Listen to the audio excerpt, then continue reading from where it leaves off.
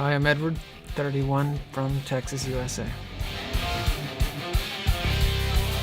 I was introduced to racing at a young age.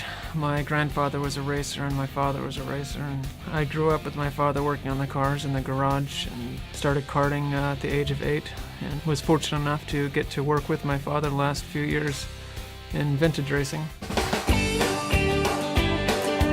I am a third-generation racer. My grandfather was racing Maseratis in the 50s and Corvettes in the 60s. My father raced Corvettes for 40 years, and I started racing at the age of 8, and I'm currently racing Corvettes as well.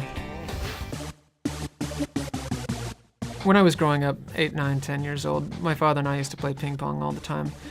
He would never actually let me win a game. You would think that, father, son, he'd let you win one and feel good about it, but it was his point that nobody's ever going to let you win, so you're going to have to win. So he would just beat me over and over and over.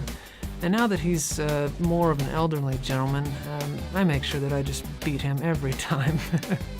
But it's a good thing. It's developed, it caused me to develop competitiveness in all forms of my life. Initially, my tactics will be to remain conservative and not push the envelope.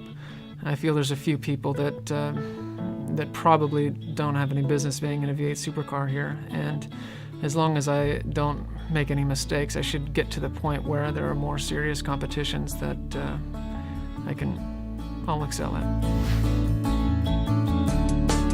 The dream is to get to compete in a world-class sports car series like the V8 supercars, and Bathurst being the pinnacle of that form of racing would be an absolute dream come true.